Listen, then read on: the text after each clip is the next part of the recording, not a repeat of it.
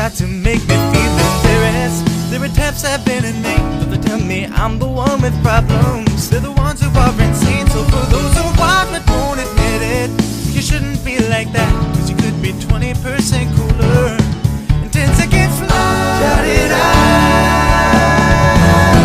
I'm proud to be a brony. Yeah, yeah. I'm proud to be a brony. Hello mayors and gentlecolts, my fellow bronies. Welcome to I'm Brony and I'm Proud. I've got Zachary Krahe with me. Hello Zach. Yeah, how's it going? Pretty good, man. Yourself? Good, thanks. So, how did you become a brony? Well, it's quite a long story, actually. I'm from a small country town in Horsham, which is about 4 hours from Melbourne, so the Victorian bronies will probably know it. But it started off, I was online with a couple of mates and playing Minecraft on a server, and they then linked me some episodes to watch. And at first I started bullying them. Everyone just got that thing about it being too gay, but then they defriended me. Didn't have many friends online at the time. I noticed the difference of having less friends. So I decided to then watch a couple of episodes to, get back a friendship. And I watched the first 2 episodes and I was hooked. Within a week, I watched the first season. It was kind of hard. I was at home with my mum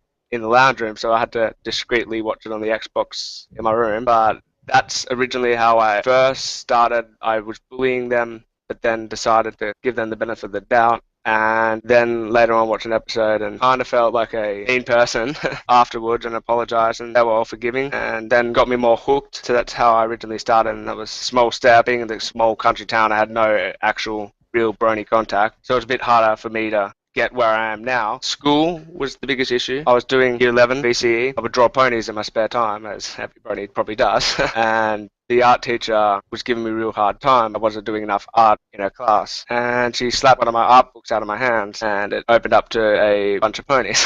I told 3 people at my school I was a brony, myself and what I was. Didn't like it at first. In the end, they got it. They didn't pick on me. But then the teacher started laughing and making fun of me because I was drawing ponies rather than doing art. She didn't think that was an art form, which is kind of silly because it is. And then in art class, she embarrassed me by saying things like, oh, you shouldn't be watching girly shows at your age, you're 18, it's not good enough. So that was a bit distressing, but then those 3 friends stood up for me and actually said, well, who cares? He's doing art. Should be good enough. And then I decided to also join with them sticking up with me rather than sit there not saying anything. And then the whole class, I'm aware of what I liked and what I did, so there was no point hiding it anymore. A couple of weeks later, school got easier, less bullying, and I was like, well, I want locally to meet bronies. Met a few bronies online, but I wanted to meet more local ones, see if I could maybe get a few local ones picked up off Facebook or something. So I did a little search of you may know people who like, and I found one person who is no longer a brony, unfortunately, but I got into contact with him, had a bit of a meet up at one of the parks in Horsham, and he ended up coming back to my house and we ended up getting to know each other quite well and become friends. Over a couple of weeks, he introduced me to a few of his mates that he met online, and there was a few that were going to the convention. Originally I was going to go alone, so I decided to meet up with them, and that's where it kind of started at PonyCon. Yeah. Awesome. And then which PonyCon was that? The one in Melbourne? Yeah, Melbourne, yeah. What I liked about your story is that you're a reformed brony. You were eventually converted by the friends that you originally made fun of and then become friends again. That's very interesting. Yeah, one of the interesting parts of my story is that I initially started off bullying for a few months about it and then decided to give them the benefit of the doubt. And you kind of get hooked on the first 2 episodes, and as everyone does, they end up watching the whole season in a couple of days.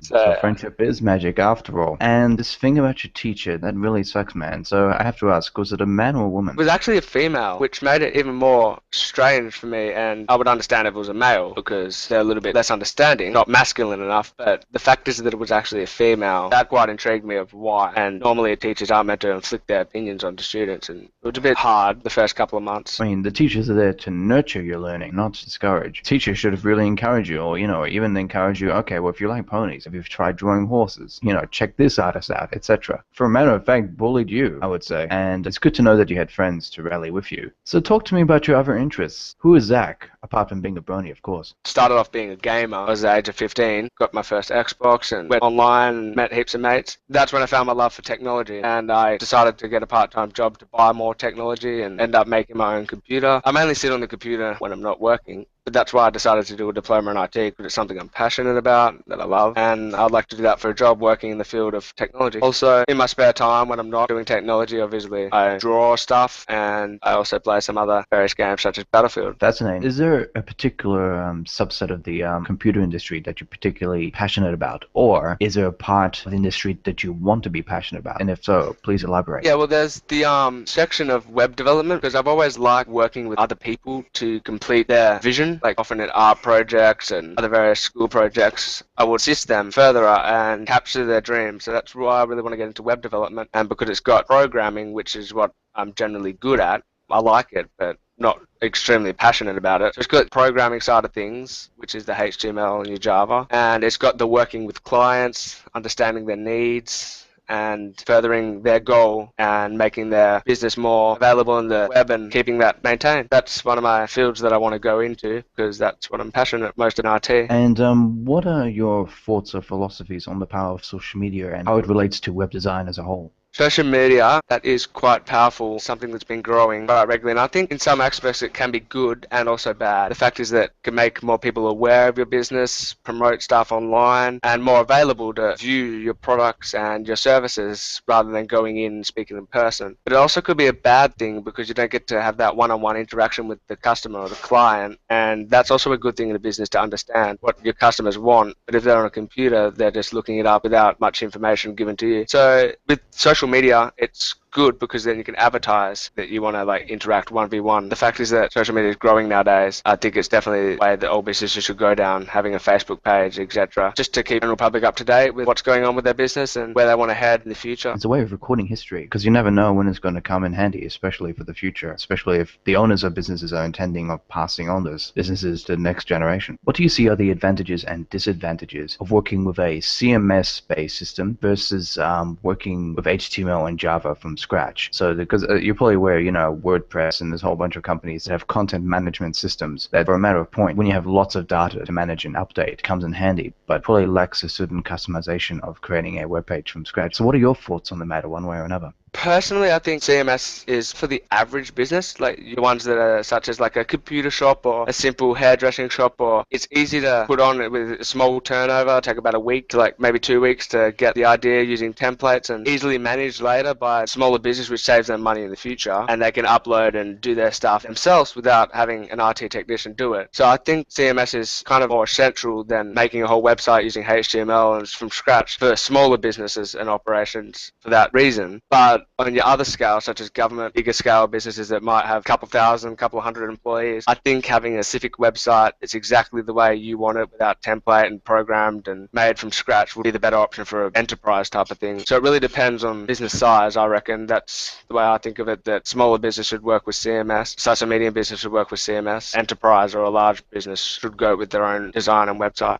Right, yeah, it's probably because they project a longer life to the site, and because the website has been the key for a long time, it's the main way to represent their identity. Yeah, exactly. That's probably the best way of looking at it. So as you've said, you've watched MLP, FIS, back-to-back up to the most recent episodes, is that true? I've seen all of season 1, 2, 3, and 4. Still waiting for season 5. Just recently watched the Equestria Girls 2, Rainbow Rocks. That was really good. Equestria Girls 1 was better. I like the storyline more in 1, but still, Rainbow Rocks was pretty good. Had some nice tunes to it. I actually totally agree. First story is very dramatic and opening a door to a parallel universe through a quantum mirror, fantastic stuff. In Rainbow Rocks, Twilight replicates the same technology. She utilizes various forms of technology to reopen the portal. Now, with that on board, being an avid viewer of the show and the films, how much have you been participating in the online space? Facebook is a total haven for bronies, but of course we know that it started off on 4chan, and curious to know if you've been exploring or backtracking for the journey of the fandom, from Manifold where it originated online. I'm not so much associated online as much as I really like to be, because I'm not quite sure where to go. But Facebook, as like you said, everyone's on that. I know quite a lot of bronies on that, mostly bronies in New South Wales. I'd still like to get to know the Melbourne one, but I'm a little shy in person, so that's a bit of an issue for me. I'm still exploring further in ways I can connect with the internet in terms of bronies more and myself more out in the fandom. At the moment, I feel like I'm kind of in the background. Like a background pony, per se. Yeah, like a background pony, exactly. Yes, that's a good way of saying it.